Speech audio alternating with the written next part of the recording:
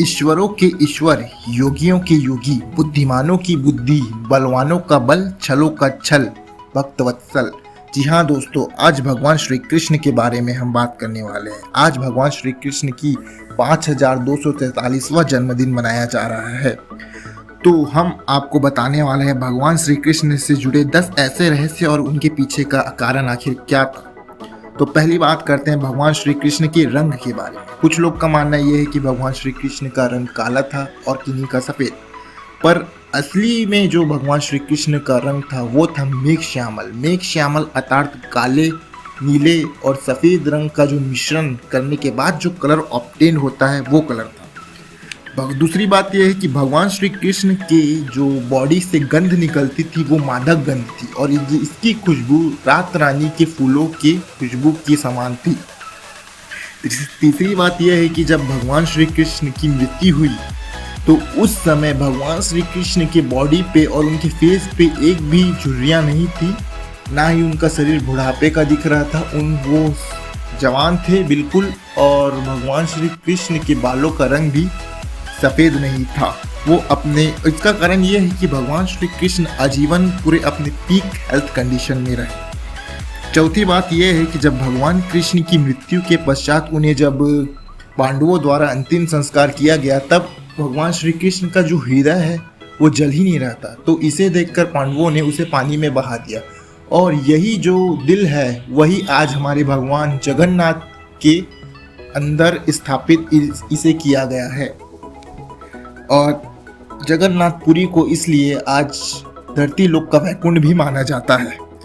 पांचवी बात यह करें तो भगवान श्री कृष्ण का जो देह था वो परिस्थिति के अनुसार अपने देह को वैसे ही डाल सकते थे। उनका देह स्त्रियों सा कोमल था और युद्ध के समान वज्र सा कठोर हो जाया करता था। इसका कारण यह है कि भगवान श्री कृष्ण सभी तरह की योग में पारंगत थे, इसलिए उनका शरीर ऐसा था। छठवीं बात कहें तो भगवान श्री कृष्ण जब 6 साल के थे ही तभी उन्होंने अपनी लिटिल फिंगर में गोवर्धन पर्वत को उठा लिया था, और वो गोवर्धन पर्वत कोई ऐसा छोटा मोटा गोवर्धन पर्वत नहीं था दोस्तों, वो 20 किलोमीटर लंबा पर्वत था।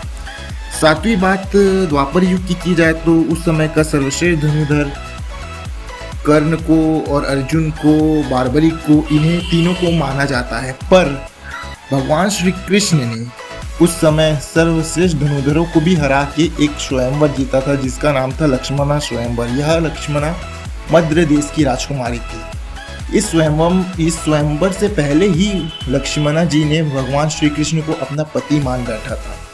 इसलिए जब वहाँ स्वयंवर हुआ ना दोस्तों, तो उस स्वयंवर में अर्जुन और कर्ण ने भी भाग लिया था, और उन दोनों लक्ष्य को भेदने में असमर्थ थे। और यह लक्ष्य अर्जुन द्वारा द्रौपदी को पाने के लिए स्वयंवर में जो मछली को उन्होंने भेदी थी पानी मर देखकर, उससे ये बहुत कठिन भी था।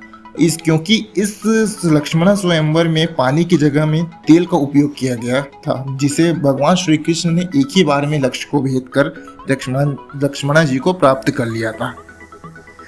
आठवीं बात यह है कि कई लोग कहते हैं कि भगवान श्री कृष्ण ने जो गीता दी थी वो कब दी थी, कैसे दी थी। तो इसका उत्तर यह है कि भगवान श्री कृष्ण ने जब गीता का ज्ञान अर्जुन को दिया था तो उस दिन एकादशी था, और यह सीजन गीता का चला था 45 मिनट्स का, 45 मिनट तक का। नवीं बात यह है कि भगवान श्री कृष्ण 64 कलाओं में संपन्न थे। उन्हें 64 कलाओं उन्होंने अपने गुरु संदीपनी से 64 दिनों में ही सीख ली थी, जो कि ये असंभव है, क्योंकि भगवान श्री कृष्ण को 64 दिन में 64 कलाएँ उन्होंने सीखी इसलिए ली थी क्योंकि उन्हें ये सब कलाएँ पहले से ही आती थी। और इन 64 कलाओं की बात करूँ तो दोस्तों इसमें सब कुछ शामिल हो जाता है। इन 64 कलाओं में कुछ कलाओं का अगर आपको नाम बताऊँ तो इसमें है डांस, ड्रामा, अनेक प्रकार की म्यूजिकल इंस्ट्रूमेंट बनाना, अच्छी कुकिंग करना, बेताल पोष में करना, विजय प्राप्ति की विद्या, तरह तरह के इत्र परफ्यूम बनाना, सिंगिंग करना, मैजिक करना, फूलों के आभूषण बनाना, जल को बांधना, पशुओं की बोली बोलना, सांकेतिक भाषा बोलना, और अनेक तरह की विद्या थी। और 10वीं बात और फाइनल बात यह है कि भगवान श्री कृष्ण ही एक ऐसे भगवान हैं जिन्होंने स्वयं कुरुक्षेत्र के मैदान पर 5158 वर्ष पूर्व अर्जुन से कहा था, हे पार्थ, मैं ही ईश्वर हूँ।